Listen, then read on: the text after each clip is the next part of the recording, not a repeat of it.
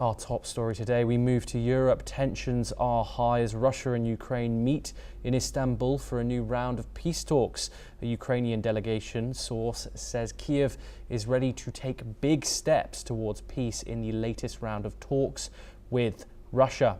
Ukraine arrived with a clear agenda and hopes Moscow won't repeat past ultimatums. Delegates also met European officials ahead of the negotiations. The meeting comes after weeks of deadlock and both delegations arrived under tight security. Russian media reports top diplomats from Moscow and Washington also spoke by phone ahead of the talks. Ukraine seeks a ceasefire, prisoner exchanges and the return of deported children. Russia is expected to present its own demands in the meeting. Just hours before the talks, Russia said it shot down 162 Ukrainian drones overnight, calling it a massive terror attack. On the other hand, President Zelensky has arrived in Vilnius for a key summit with NATO's eastern flank and Nordic leaders. Talks will focus on defense support, security cooperation and Ukraine's path to NATO integration. Meanwhile, Ukraine says it destroyed 13 Russian military aircraft. Several more are also damaged in a massive drone strike on an air base deep inside Russia. Officials call it Kiev's most complex and far-reaching drone operation yet. President Zelensky confirmed 117 drones were used in the attack, calling it Ukraine's longest-range assault so far. He said the targets included radar planes and long-range bombers. Kiev claims the attack, codenamed Web, was planned for over a year and launched partly from inside Russia. Ukraine says it destroyed Russian military planes worth $7 billion in a massive drone strike. We're now joined by our guest today, Glenn Grant, who is an ex-advisor of Defense Minister of Ukraine. He's located in Riga, Latvia. Glenn, thank you very much for joining us on the program.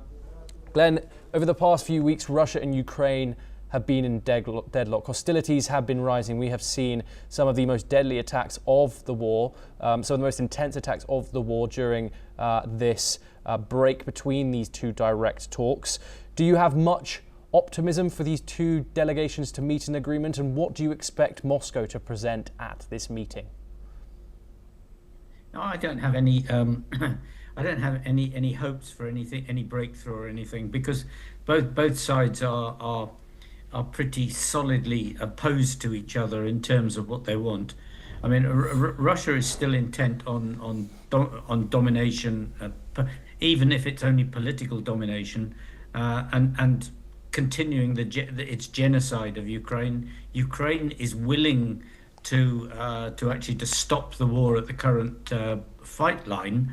But I don't think Russia has any intention of stopping. So I think this will just be another round of frustration for the Americans and possibly also for the Europeans.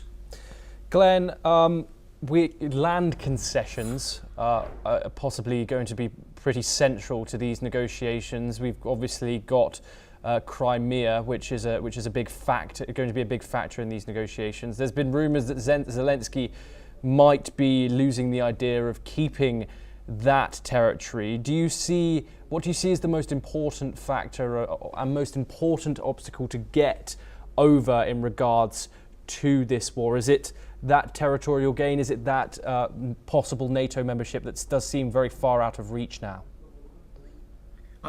It's interesting because I don't think either of those have anything to do with it at the moment. I mean, Russia thinks it's already got Crimea, so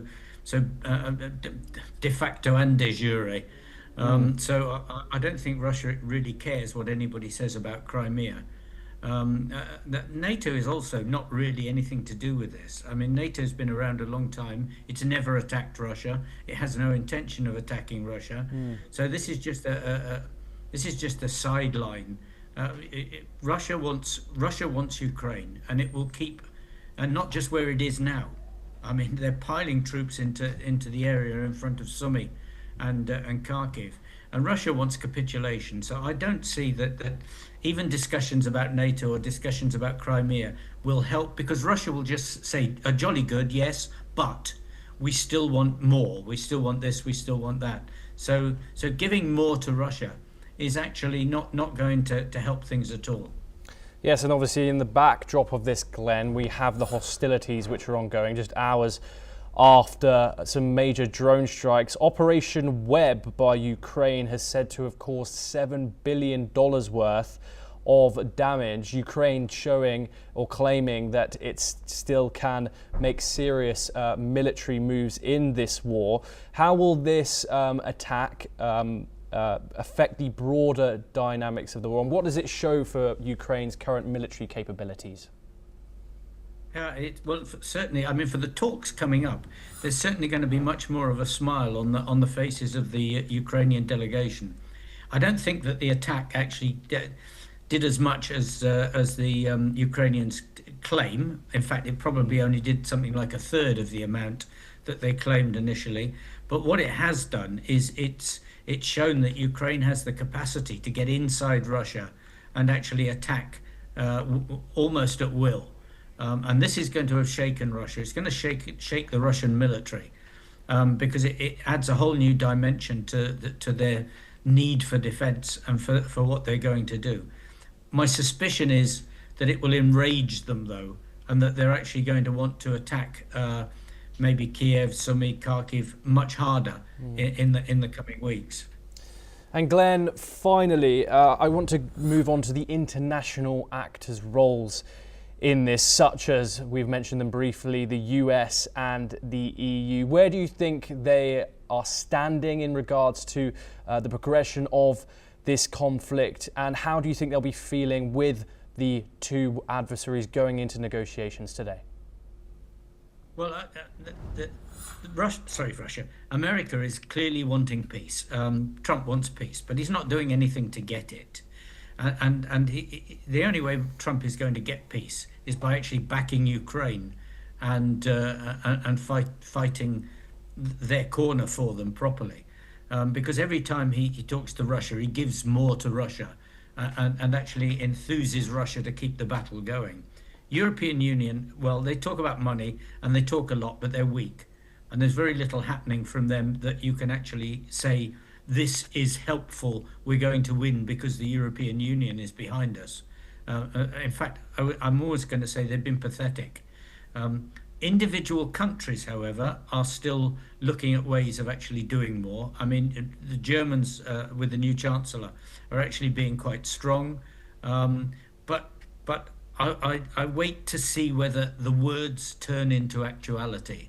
Britain, as usual, is strong, but it's the defence they've got and what they've got to offer is so little at the moment that they're going to have to really transform themselves if they want to actually to do anything to support Ukraine. France talks, but does less.